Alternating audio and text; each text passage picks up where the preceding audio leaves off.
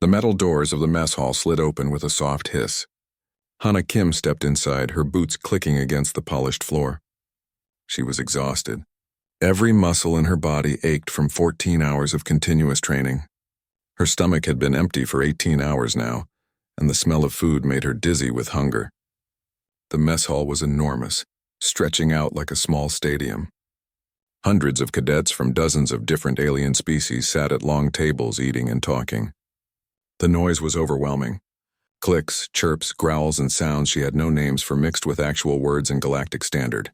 Hana had been at the Coalition training station for 3 weeks now, but she still felt like an outsider every time she entered a room.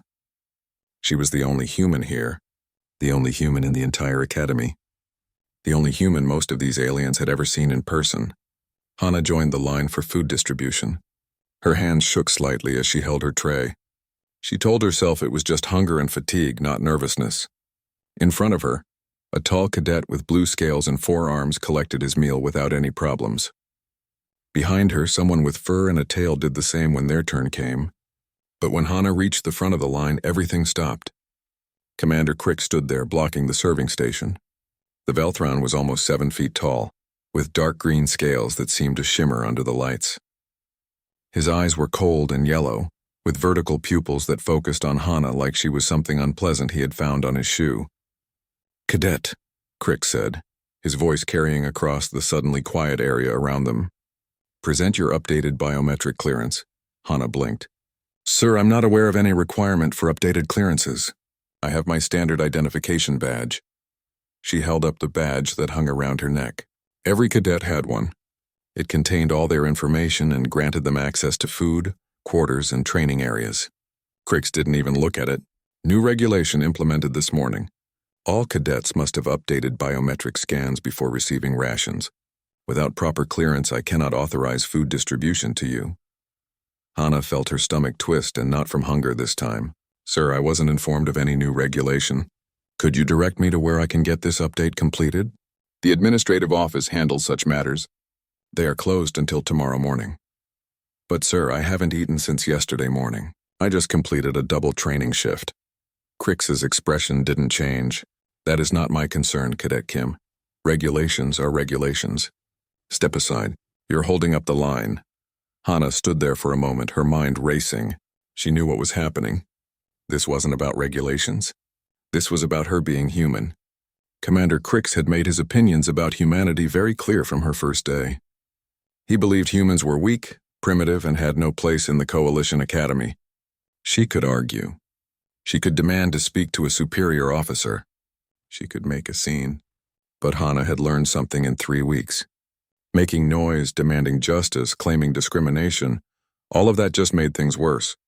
The other species saw humans as emotional and unstable. Proving them right wouldn't help her situation. So instead, she lowered her tray. "Yes, sir. I understand." She turned and walked away from the food line. Behind her, she heard the normal sounds of the mess hall resume. Conversation started again. The line moved forward. Life continued as if nothing had happened. Hana walked past tables full of eating cadets.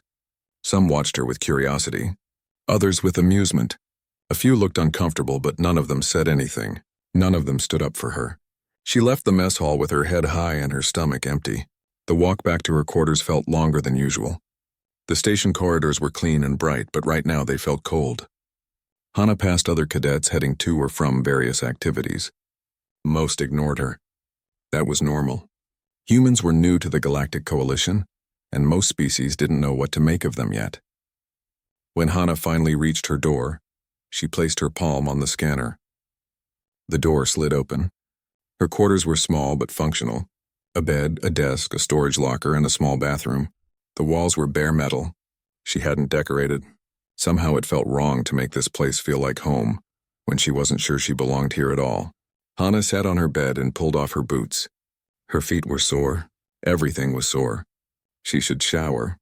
She should review tomorrow's training schedule. She should do 100 different things. Instead, she just sat there, too tired to move. Her stomach growled again. She had some emergency ration bars in her locker from when she first arrived. But she'd already eaten those 2 weeks ago during another incident with Commander Crix. Tomorrow she would get this supposed biometric update. and hopefully, things would be better. She didn't really believe that, though. Hana was about to force herself to stand up and shower when she heard a soft sound outside her door. A very quiet scraping noise, like something being set down carefully. She frowned, stood up, walked to the door and opened it. The corridor was empty, but on the floor, directly in front of her door, sat a small package wrapped in cloth. Hana looked left and right. No one was visible. The corridor cameras would have recorded whoever left this, but right now she didn't care about that. She picked up the package and brought it inside, letting the door close behind her. She unwrapped the cloth carefully. Inside were 3 ration bars and a piece of fruit. Real fruit, not the synthesized kind. The type that was only available in the mess hall because it was imported from different worlds at great expense. There was also a note written on actual paper in messy handwriting.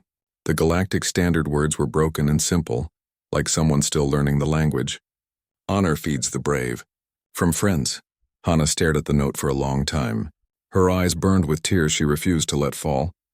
Someone had seen what happened. Someone cared enough to do this. Someone had risked getting in trouble to bring her food. She didn't know who. The handwriting was too simple to identify. The food items were common enough that they could have come from any species meal. But someone had called her brave. Someone had called themselves her friend. Hana ate one of the ration bars slowly, making it last. The fruit she saved for tomorrow. She folded the note carefully and placed it in her desk drawer, the first personal item she had stored there since arriving.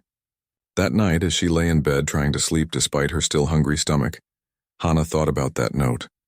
About the word friends written in careful, uncertain letters. She didn't know who had left the package. She didn't know why they had helped her. But for the first time since arriving at the Coalition Academy, Hana Kim felt like maybe, just maybe, she wasn't completely alone. Somewhere on the station, someone believed she belonged here. That thought was enough to help her sleep. Tomorrow would bring new challenges.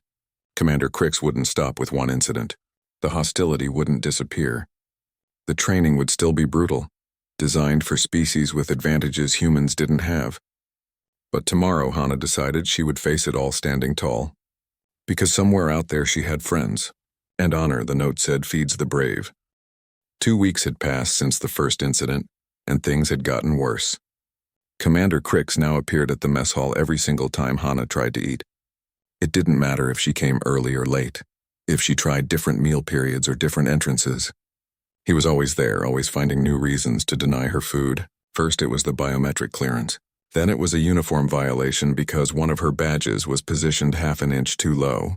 After that, it was a claimed scheduling conflict insisting her meal period didn't match her training group, even though it did. Yesterday, he had simply stated that her presence was disruptive to proper meal protocols and had her removed by security. Hana had tried to report it through official channels. She filled out the proper complaint forms. She submitted them to the Academy's administrative office. She waited for a response. Nothing happened. Her complaint seemed to vanish into a black hole of bureaucracy. When she asked about the status, she was told they were under review and she should be patient with the process. Meanwhile, she was starving. The training schedule at the Coalition Academy was brutal. Morning physical conditioning from 500 to 0700, combat, training from 0800 to 1200, tactical, courses from 1300 to 1600, simulation, exercises from 1700 to 2100. Most cadets also had additional study requirements after that. The schedule was designed for species with enhanced metabolism, natural armor, multiple hearts, or other biological advantages. Humans had none of those things. Hana's only advantages were stubbornness and the ability to keep going when everything hurt. But even stubbornness needed fuel. Without regular meals, Hana's body was breaking down. She could feel it. Her hands shook during weapons training. Her reaction times were slower in simulations. She got dizzy during physical conditioning. The other cadets were starting to notice. Some looked concerned. Most just looked satisfied that the human was failing. During combat training on the 15th day, Hana's legs nearly gave out during a running drill. She caught herself against a wall, breathing hard, vision swimming. "Cadet Kim, are you unable to complete basic exercises?" The instructor, a massive creature covered in rock-like armor, loomed over her. "No, sir. Just adjusting my pace, sir. Adjust faster. The enemy will not wait for your human weaknesses." Hana pushed off the wall and continued running. Each step felt like moving through thick mud. But she finished the drill. She always finished. What she didn't see were the three small figures watching from the observation deck above the training floor. Jiho, Subin, and Dabin had been watching Hana for weeks now. The three Turian siblings were young, even by their species standards.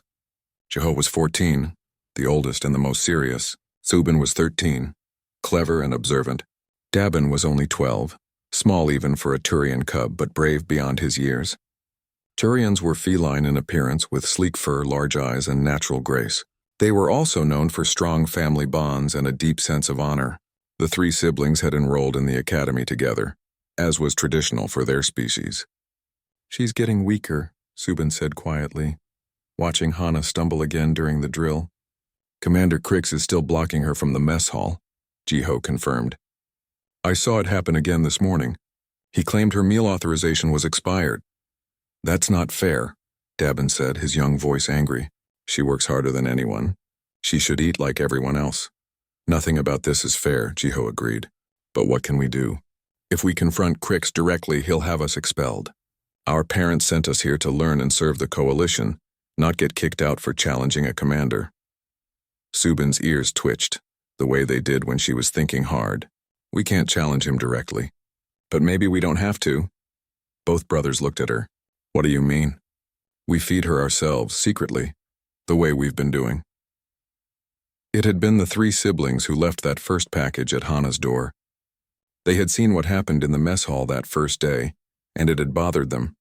They came from a culture that valued honor and fairness. What Commander Crix was doing violated everything they had been taught. So they had taken small portions from their own meals and left them for Hana. Just that once, they thought. Just to help her that one time. But the harassment hadn't stopped, and neither had they. "We've been leaving her food a few times," Subin continued. "But it's not enough. She needs more regular meals, and we can't do it alone. You want to involve others?" Jiho asked carefully. "Other cubs. Other young cadets who understand honor better than these bitter adults." Subin's tail swished with determination. "We make it a network. Everyone contributes a little. No one loses much, but together we give her enough." Dabin's eyes went wide. "A secret rebellion. Just for food." "Not just for food," Jiho said slowly, understanding dawning. "For justice. For what's right." Over the next week, the three siblings quietly recruited others. They were careful about who they approached. Only younger cadets, ones they trusted. Ones who came from species with strong communal values or a sense of fairness.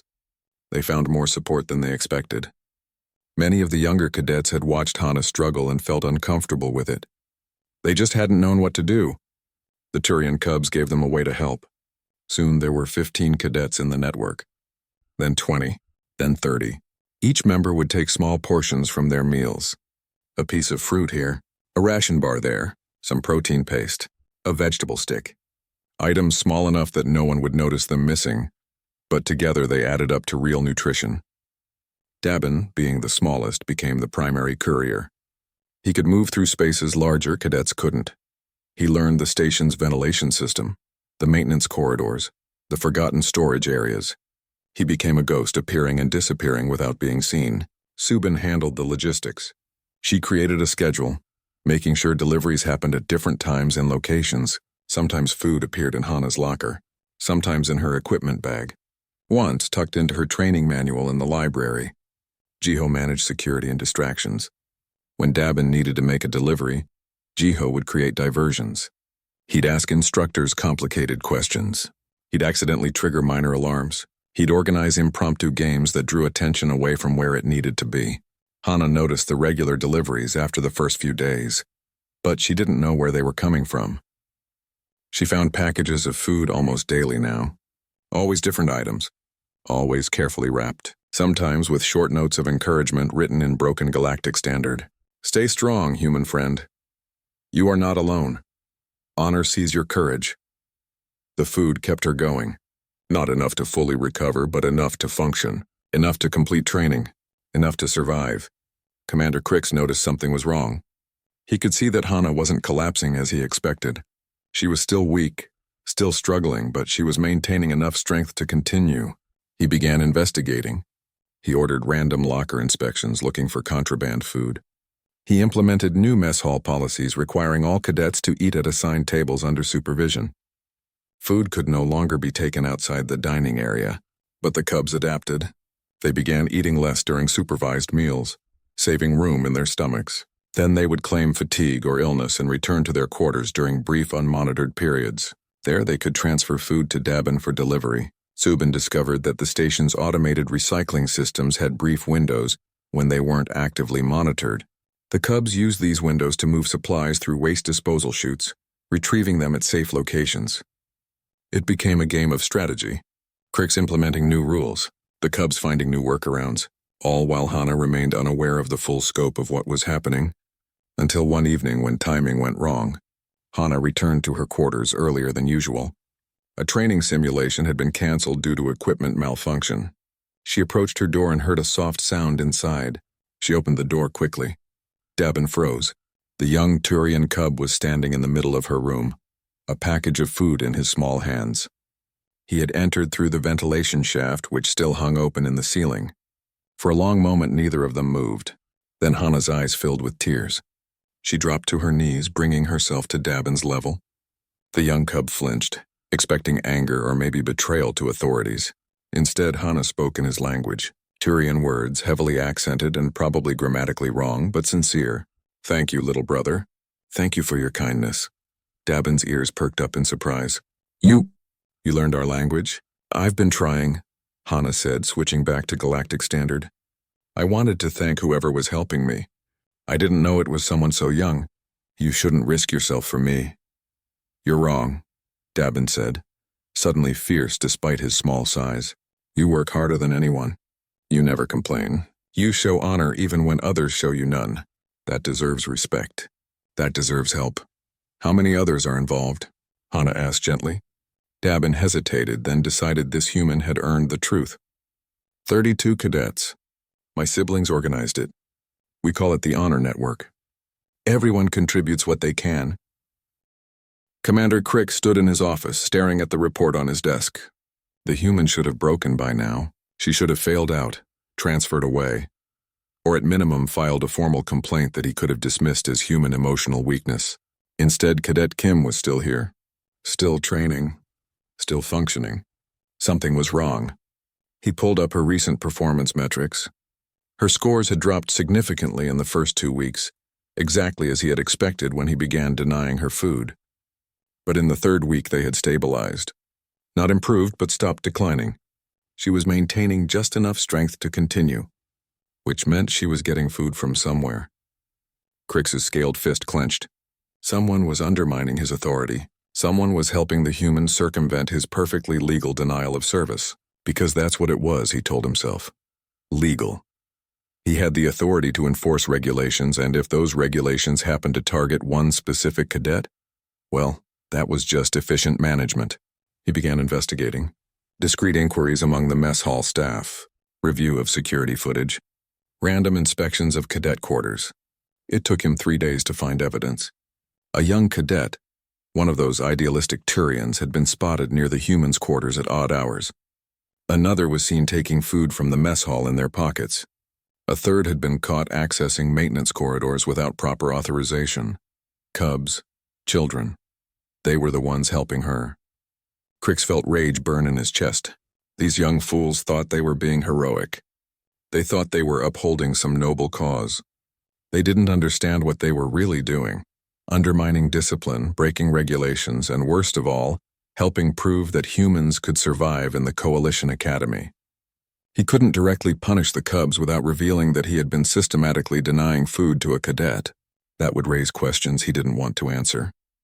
But he could make their little rebellion impossible to continue. The next morning, new regulations appeared on every cadet's personal terminal. Effective immediately. All cadets must consume meals at assigned tables under direct supervision. Food items may not be removed from the mess hall under any circumstances. Violation will result in disciplinary action. Random inspections of personal quarters and storage lockers will be conducted to ensure compliance with food storage regulations. Any unauthorized food items found will be confiscated, and the cadet will face academic review. The Cubs read the new regulations with growing dismay. Jiho, Subin, and Dabin met in a quiet corner of the library to discuss. He knows, Subin said quietly. He figured out we're helping her. But he can't prove it, Jiho countered. If he could, we'd already be expelled. These regulations are meant to stop us without admitting why. So what do we do? Dabin asked. We can't stop helping Hana, she's barely surviving as it is. The three siblings sat in silence for a moment, thinking hard. We adapt, Subin finally said. Like we did before. We eat less during supervised meals to save stomach room. Then we return to quarters during unmonitored periods and share what we can. The inspections will make that harder, Jiho pointed out. Then we get smarter about hiding places. About timing. About everything. Subin's tail twitched with determination. If Crix thinks some new rules will stop us, he doesn't understand Tyrians very well. We protect our pack, and Hana is part of our pack now. So the network adapted again. They became more careful, more creative. They used the recycling systems. They memorized inspection schedules. They created diversions and distractions. But it was harder now. Much harder. And Hana was getting less food than before. 3 days later, something else happened that changed everything. A coalition inspection team arrived at the station for their annual evaluation. This was routine, something that happened every year. Teams from Coalition Command would review the Academy's operations, interview staff and cadets, and ensure everything met official standards. What wasn't routine was who led this particular inspection team. Captain Nari Park stepped off the transport ship and onto the station with practiced military precision. She was human, one of only 15 humans serving in any official capacity within the Coalition's military structure. She worked in the diplomatic corps, helping facilitate humanity's integration into the larger galactic community. The Cubs learned about the inspection through public station announcements. They also learned that a human captain was part of the team. This is our chance, Subin said urgently to her brothers. A human officer here now. If anyone will listen about what's happening to Hana, it's her. We don't know if we can trust her, Jiho cautioned. Just because she's human doesn't mean she'll help. She might not want to cause problems. We have to try, Dabin insisted. Hana is getting weaker. I saw her almost fall during training yesterday. The food we're giving her isn't enough anymore. What the Cubs didn't know was that Hana was struggling more than they realized. The combination of malnutrition, constant stress, and brutal training was taking a severe toll. She had lost significant weight. Her hands shook constantly now. She was having trouble sleeping because her empty stomach kept her awake. But she kept going. Every morning she got up. Every day she trained.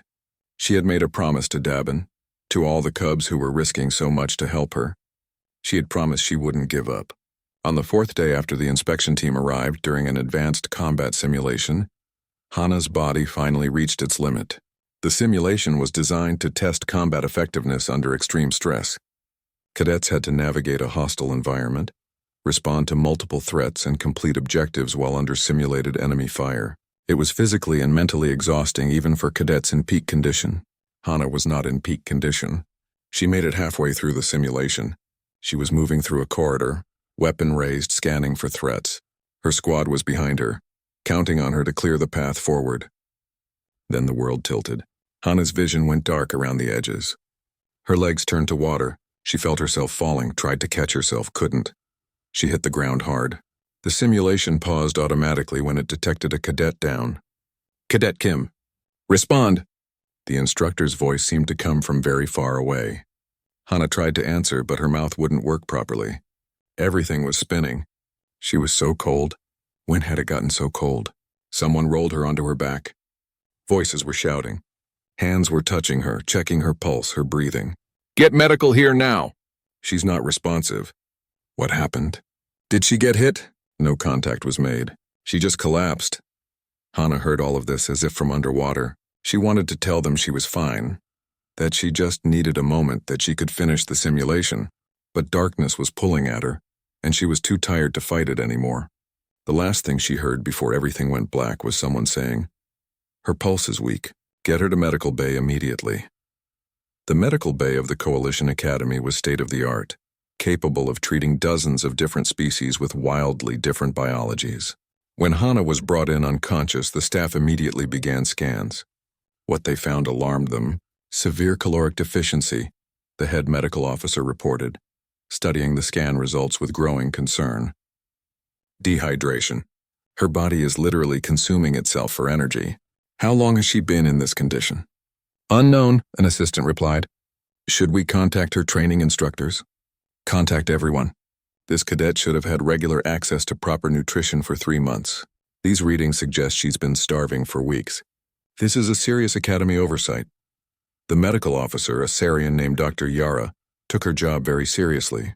She had no patience for politics or bureaucracy when it came to cadet health. She immediately flagged Hana's condition as a critical incident and reported it directly to the inspection team. Within an hour, Captain Nari Park was standing in the medical bay looking down at Hana's unconscious form with an expression that could cut steel. Explain to me, she said quietly to Dr. Yara, how a human cadet in coalition care ended up in this condition. Dr. Yara pulled up the scan results on a display. These readings show prolonged malnutrition, not just missing a few meals. Weeks of inadequate food intake combined with extreme physical demands. Her body has been operating in starvation mode. That's impossible, Captain Park said. All cadets have guaranteed access to mess hall facilities. It's in the Academy charter. Then someone, Dr. Yara said firmly, has been violating that charter. And I want to know who and why. Across the station in various locations, 32 young cadets received notifications that Cadet Kim had been taken to medical bay in critical condition. Jiho, Subin, and Dabin met in their shared quarters, faces grave. We failed her, Dabin said, his voice breaking. We tried so hard, but we failed. No, Jiho said firmly. Commander Crix failed her. The Academy failed her. We did everything we could. It wasn't enough, Subin said quietly. But maybe now, finally, someone will listen. A human captain is here. The medical staff knows something is wrong. This can't be hidden anymore. What if they don't listen? Dabin asked. What if they cover it up? What if Hana gets blamed for being weak? Captain Nari Park sat in the temporary office the inspection team had set up, reading the medical report for the 3rd time. Each time her anger grew colder and more controlled. She had been in the coalition military for 6 years. She had faced down hostile species at negotiation tables. She had survived combat situations. She had dealt with prejudice, discrimination, and every kind of obstacle that came with being one of the first humans in an alien military structure. But this made her furious in a way few things ever had. A human cadet, accepted into the academy, systematically denied food until her body began consuming itself. And no one had done anything about it. Dr. Yara sat across from her equally angry but in a more vocal way. I've contacted Cadet Kim's file administrators. She filed 3 separate complaints about being denied mess hall access. All 3 were marked as under review and then apparently forgotten. Who was responsible for reviewing those complaints? They were supposed to go through the station's administrative justice office, but that office reports to, Dr. Yara checked her notes, the senior administrative commander, currently Commander Crix. So the person she was complaining about was in charge of reviewing her complaints, Captain Park said flatly. It appears so. There was a knock on the office door. Captain Park looked up. Enter. The door opened and 3 small figures stepped inside. Turian cubs no more than children by any reasonable standard. They looked nervous but determined. Captain Park? The oldest one said in accented galactic standard. My name is Jiho. These are my siblings, Subin and Dabin. We need to talk to you about Cadet Hana Kim. Captain Park gestured to chairs. Please sit. Tell me what you know. The 3 cubs sat, looking very small in the adult-sized chairs. Jiho took a deep breath and began. Commander Crix has been denying Hana access to food for over a month. He makes up fake regulations. He finds false uniform violations. He does anything to stop her from eating in the mess hall. How do you know this? Captain Park asked gently. Because we've been watching. We've been helping her. Jiho pulled out a data pad. We have evidence. Video footage. Witness statements. Records of every time Crix blocked her from getting food. He handed the data pad to Captain Park. She began scrolling through it, her expression growing harder with each file. There was security footage showing Crix blocking Hana from the food line. Audio recordings of him citing non-existent regulations. Timestamps proving he appeared at the mess hall specifically when Hana was there, regardless of his official duty schedule. Where did you get this footage? Captain Park asked. We copied it from public security archives, Subin said. Anyone can access it, but no one bothers to look. We've been collecting it for weeks. And you say you've been helping her? How? The three siblings exchanged glances. This was the dangerous part. Admitting what they had done could get them expelled. We organized other cadets, Jiho said quietly. 32 of us total. We call it the Honor Network. We each took small amounts of food from our own meals and secretly gave them to Hana. It was the only way she survived. Captain Park leaned back in her chair.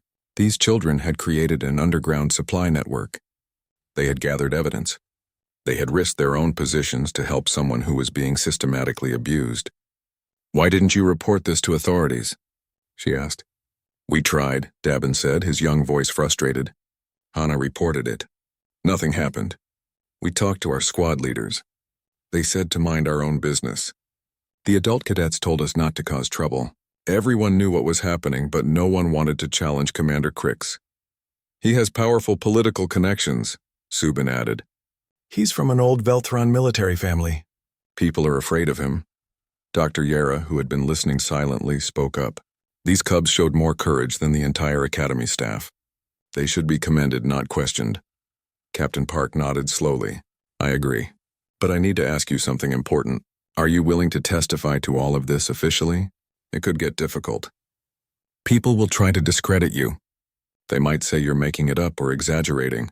We're ready, Jiho said firmly. We have proof. And we're not the only ones who will testify. As if on cue, there was another knock on the door.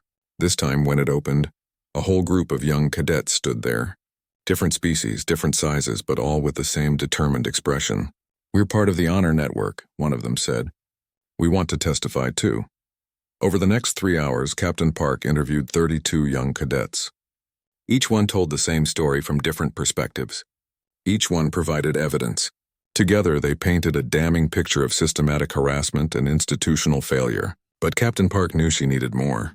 She needed to hear from Hana herself. In the medical bay, Hana was finally awake. She felt weak and strange, with various monitors attached to her body and an IV in her arm providing fluids and nutrients. Dr. Yara stood beside her bed explaining what had happened.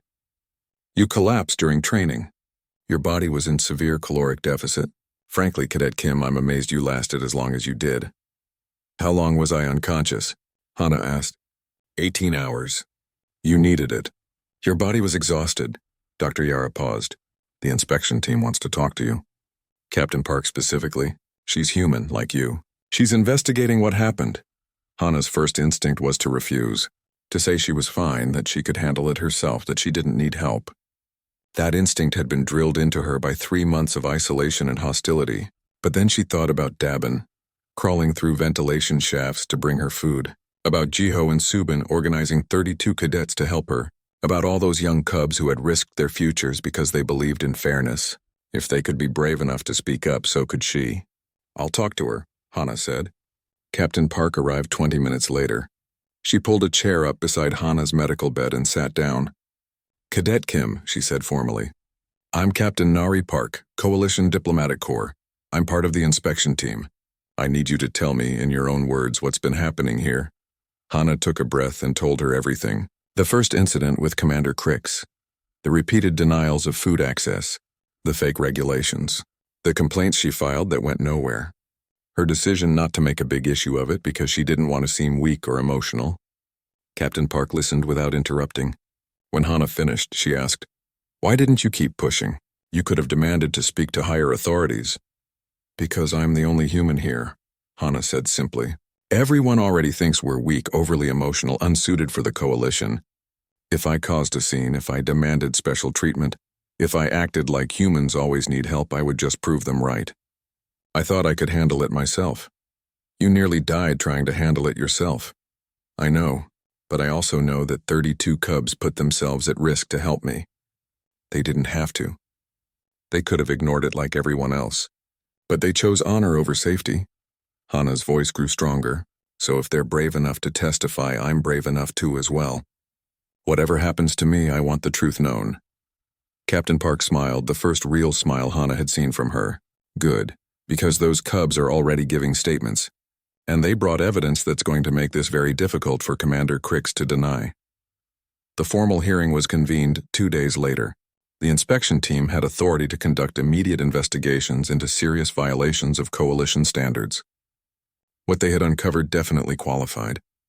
Commander Crix sat on one side of the room, flanked by 2 Veltron legal advisors.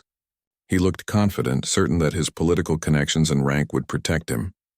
On the other side sat Hana, Dr. Yara, and Captain Park. Behind them, in the observation section, sat 32 young cadets and a growing number of Academy staff who had heard about the investigation. The lead inspector, a dignified alien from a species Hana didn't recognize, reviewed the evidence. Security footage, medical reports, testimony from 32 cadets. Hana's own account. Finally, the inspector looked at Crix. Commander, you are accused of systematically denying a cadet access to necessary resources, specifically food, through false regulations and abuse of authority. How do you respond? Crix stood, his scaled face showing no emotion. I maintain that I was simply enforcing proper standards and regulations. If Cadet Kim was unable to meet those standards, that reflects on her inadequacies, not my administration. The regulations you cited don't exist, Captain Park said flatly. We checked every Academy charter, every official policy document. The biometric clearance requirement you mentioned first? Never existed. The meal period restrictions? Fabricated. Every single regulation you used to deny her food was invented by you.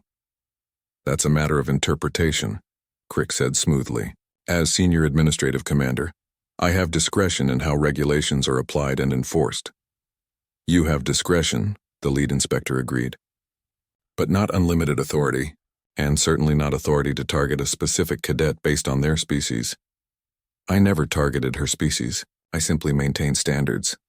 Jiho stood up from the observation section. That's a lie. Every head turned toward the young Turian. Crix's eyes narrowed dangerously. The medical bay became Hana's temporary home for the next 2 weeks. Dr. Yara insisted on keeping her under observation while her body recovered from prolonged malnutrition. It wasn't just about regaining weight. Her metabolism had adapted to starvation, and reversing that safely took time and careful monitoring. During those 2 weeks, Hana received more visitors than she had in her entire 3 months at the academy. Jiho, Subin, and Dabin came every day. Sometimes they brought homework to do quietly in her room. Sometimes they just talked, sharing stories about their home world and asking questions about Earth. The barriers between them had dissolved completely. They were no longer human and Turian. They were simply friends. My parents sent a message, Jiho told her on the 5th day, his ears perked up with pride. They're serving on a coalition vessel near the border systems. They said they're proud of what we did. They said we honored our family name. Our clan is talking about it too, Subin added. Apparently what we did is being discussed in Turian communities across the coalition. Some think we were reckless. Most think we were right. I think you were heroes, Hana said simply. You saved my life. You would have done the same for us, Dabin said with certainty. The other 29 members of the Honor Network also visited, though in smaller groups to avoid overwhelming the medical staff. Each one wanted to meet Hana properly, to talk to the person they had been secretly helping for weeks. Hana learned their names, their species, their stories. A young cadet from a crystalline species who had lost a sibling to prejudice. Another from an aquatic world who understood what it meant to be different. A small flying creature who had been bullied for their size. Each one had their own reasons for joining the network, but they all shared something in common. A belief that fairness mattered more than following unjust rules. But the visitors weren't all friendly. Some came out of curiosity, wanting to see the human who had caused such disruption. Others came with questions, challenging whether the whole incident had been exaggerated or manipulated. Hana handled each visitor with patience and honesty. She didn't exaggerate what happened. She didn't try to make herself look like a victim. She simply told the truth and let people draw their own conclusions. The academy itself was undergoing significant changes. Commander Crix's court-martial had begun, and the evidence against him was overwhelming. His political connections couldn't save him from video evidence, recorded conversations, and 32 witness testimonies. He would be dishonorably discharged, everyone agreed on that. The only question was whether there would be additional criminal charges. The station commander, Crix's superior had been formally reprimanded for failing to investigate Hana's complaints. He was required to undergo species sensitivity training and would have the incident permanently noted in his service record. Some wanted him removed entirely, but the coalition decided that learning from mistakes was more valuable than simple punishment. New protocols were implemented across the entire academy system. Complaints about discrimination now went to an independent review board, not through command chains. Random audits of mess hall access were conducted weekly. Cadets were given anonymous channels to report abuse without fear of retaliation. It wouldn't fix everything overnight, but it was a start. On her 10th day in medical bay, Hana received a visit from Captain Nari Park. "How are you feeling?" the captain asked, pulling up a chair. "Stronger every day," Hana replied honestly. "Dr. Yara says I can return to light training in a few more days." "About that," Captain Park said, "Coalition Command has made you an offer. You can transfer to a different academy, one where you won't have the history of what happened here. Fresh start, clean slate." Hana had been expecting this. "And if I don't want to transfer? Then you stay here and finish your training. But you need to understand, Cadet Kim, that won't be easy. Yes, many people support you now. Yes, changes have been made. But there will still be cadets who resent you, who think you cause trouble, who believe humans don't belong. Staying here means facing that every single day." "I know," Hana said, "but if I transfer, I let Commander Crix win. He wanted to prove that humans couldn't handle the Coalition Academy. If I run away, I prove him right. You wouldn't be running away. You'd be making a strategic choice." "No, ma'am. I'd be running." Hana sat up straighter in her medical bed. "Those cubs risked everything to help me. They didn't do it so I could take the easy path. They did it because they believed I belonged here, fighting alongside them. I won't dishonor their sacrifice by leaving." Captain Park smiled. "I was hoping you'd say that. For what it's worth, I agree with your choice. The Coalition needs more people with your kind of stubbornness." After 2 full weeks, Dr. Yara finally cleared Hana for discharge. She had regained most of the weight she'd lost. Her vital signs were stable and her strength was returning. She still had a long way to go to reach peak physical condition, but she could resume training at a modified pace. The first morning back in regular rotation, Hana walked into the mess hall with her head high. The room went quiet when she entered. Hundreds of cadets turned to look at the human who had become the center of so much attention. Hana felt their stares but didn't let them stop her. She walked to the food distribution line and waited her turn. A new coordinator was managing the mess hall now, a friendly being from a species known for their hospitality. When Hana reached the front of the line, the coordinator smiled. "Cadet Kim, good to see you recovered. What would you like today?" It was such a simple thing. Being asked what she wanted to eat, being treated like any other cadet. But after months of being denied, it felt like a victory. "Whatever you recommend," Hana said. "I trust your judgment." She received a tray loaded with a balanced meal carefully selected for human nutritional needs. As she turned to find a seat, she saw Jiho, Subin, and Dabin waving at her from a nearby table.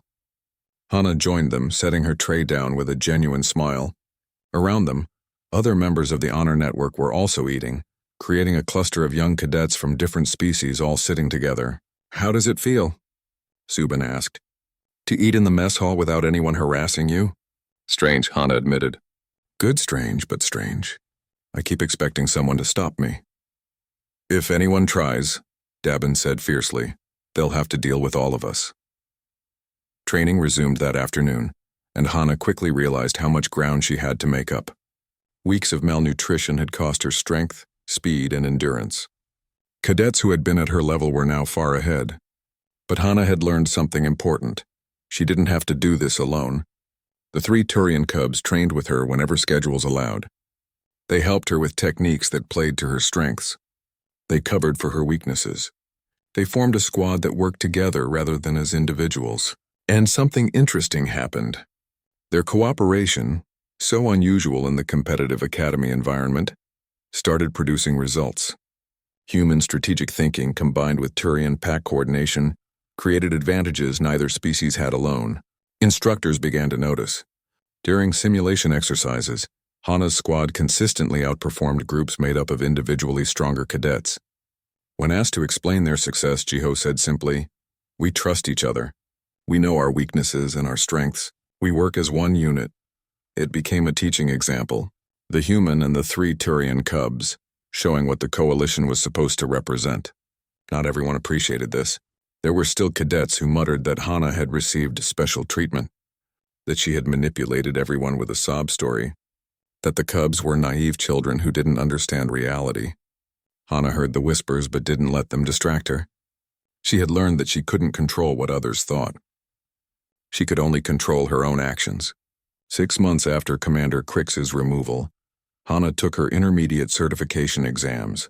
These were comprehensive tests covering combat, tactics, strategy, and leadership. Pass rates averaged around 70%, and failure meant repeating the entire training cycle. Hana scored in the 92nd percentile overall. Her tactical and strategic scores were even higher, in the 97th percentile. The areas where human creativity and adaptability mattered most, she excelled. The 3 Turian cubs also exceeded expectations. Their demonstrated maturity and leadership during the incident with Crix had earned them consideration for advanced placement programs. All 3 were being evaluated for early promotion to senior cadet status. On the day results were posted, the 4 of them stood together looking at the scores. "We did it," Subin said quietly. "All of us passed. All of us did well." "Better than well," Jiho corrected. "We proved something." "What did we prove?" Dabin asked. Hana put a hand on the young cub's shoulder. "That different species working together are stronger than any one species alone. That honor and courage matter more than politics or prejudice. That the coalition's ideals aren't just words, they're worth fighting for." That evening, there was a station-wide assembly. Awards and commendations were being presented for the academic term. Captain Park had returned specifically for this event. When she took the podium, the entire station fell silent.